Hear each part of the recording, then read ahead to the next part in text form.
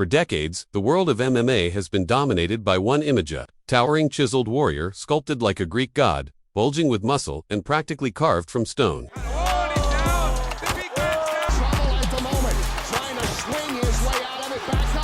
This image, hammered into the minds of fans and fighters alike, stood as a gold standard. It was believed that to dominate in the cage, one must look the part, a human tank, relentless, ruthless, and lean. But what if that myth was nothing more than a superficial illusion? What if power, agility, and ferocity weren't bound to the tight constraints of body fat percentages or visible ABI? Enter Chris Barnett, a man who redefined the idea of what a fighter can look like. Weighing in around 300 pounds, with the charisma of a showman and the flexibility of a dancer, Barnett is affectionately known as Beast Boy or Huggy Bear, depending on the night. But behind the cheeky nicknames and infectious energy lies a devastatingly efficient knockout artist.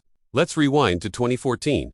In Japan, Chris Barnett squared off against the battle-hardened Travis Wolf, a tattooed MMA journeyman with around 100 fights to his name. Wolf, muscular, experienced, and brutal, looked every bit the part of an apex predator. But looks can be deceiving. While Wolf attempted to muscle Barnett to the ground early, believing brute force would secure him an easy win, he didn't count on the fury that lived inside the larger-than-life Huggy Bear. The second round was a turning point. What looked like it might become a ground-and-pound session for Wolf instead turned into a buffet of strikes courtesy of Barnett. He erupted with a flurry of blows, ragdolling his opponent as if shaking a box of fried chicken. The crowd erupted, witnessing a spectacle both brutal and surreal. To top it off, Barnett broke into a victory dance, a smooth, Kung Fu Pandesque shuffle across the canvas. Celebrating his win with a dose of style no one saw coming, Barnett didn't stop there. Asia fell in love with the rotund showman, and by 2017, he was invited to Korea. There, he faced Shimi Yu, a heavyweight who seemed like a mirror image, overweight, underestimated, and full of hunger. But Shimi wasn't just there for a good time. He was determined to dethrone the dancing destroyer.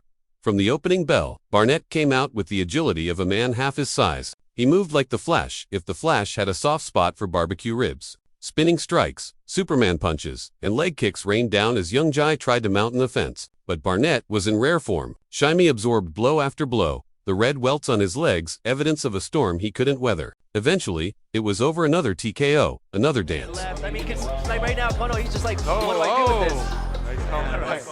this? They might be wheeling him in on a wheelchair, right? Welts on the inside of his leg. Another sushi bar raided in celebration.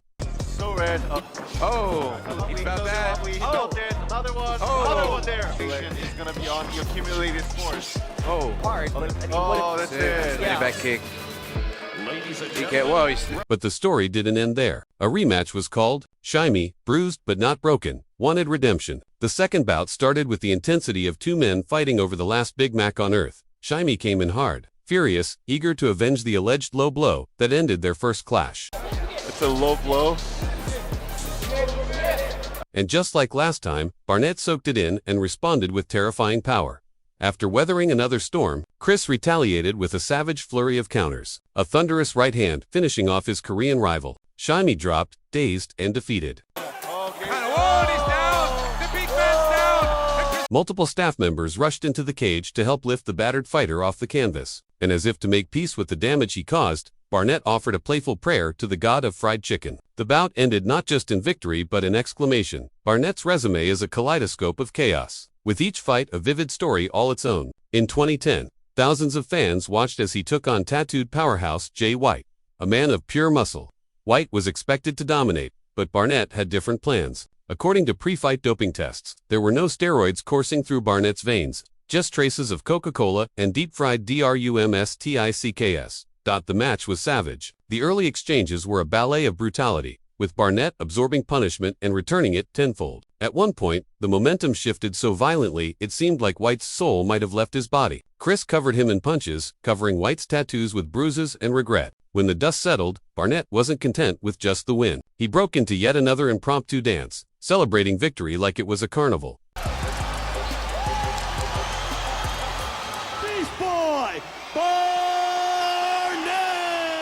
Barnett's legend wasn't confined to the Americas or the Koreas. In China, he was pitted against one of Romania's most terrifying knockout artists, Alexander Lungu.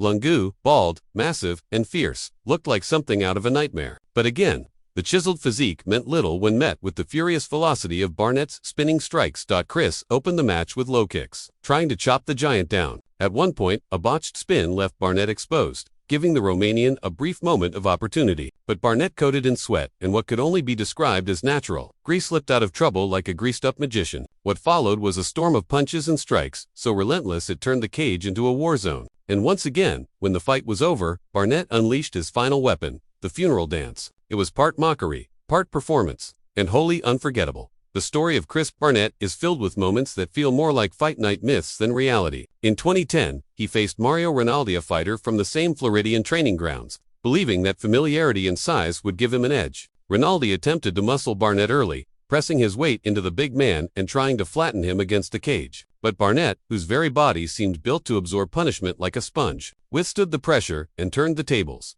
He flipped Rinaldi, reversed positions, and unleashed a violent sequence of ground and pound. Barnett pounded him like a man trying to free candy from a stubborn piñata. Mario, desperate to regain footing, found himself being slowly erased by a hailstorm of fists. When the final punch landed, Barnett's celebration was so wild it might have registered on seismic charts. This boy is just pounding on him. This one's going to be over. Look at Barnett going over.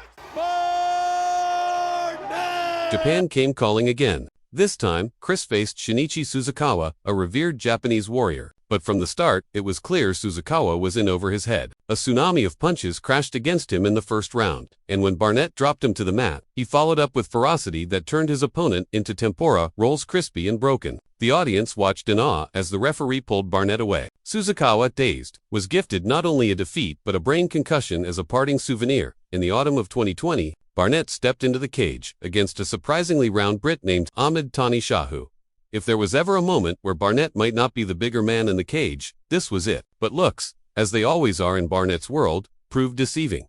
The fight started like a rocket launch. Barnett stormed forward, fists blazing, throwing punches in combinations that seemed impossible for a man his size. Within moments, Ahmed collapsed under the weight of those strikes, dropped to the canvas, and was finished with a final barrage.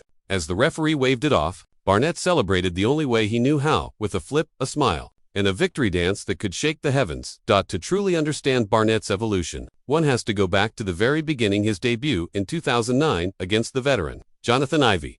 Ivey had fought over 70 times. He was experienced, grizzled, and battle-tested. Yet none of that mattered when he stepped into the cage with Chris. The young debutant dazzled the crowd, throwing kicks with grace, combining them with powerful punches, and dominating every round. When Ivey hit the mat, Barnett climbed on top not to submit, but to spank him, like disciplining a mischievous child. The crowd roared. A star had been born. Chris Barnett's career defies logic, shatters stereotypes, and upends every notion we have about what makes a fighter fit for the cage. He's been laughed at, underestimated, mocked for his size, and yet every time, he silences critics with spinning back kicks and explosive knockouts. He moves with an elegance that betrays his mass, striking like a featherweight while absorbing hits like a tank. But perhaps the most remarkable thing about Barnett isn't just his fighting ability, it's the joy he brings to the sport. In a world where fighters often wear scowls and anger like armor, Chris dances. He celebrates. He jokes. He humanizes a violent sport with his infectious charm, reminding us all that you can be deadly and delightful at the same time,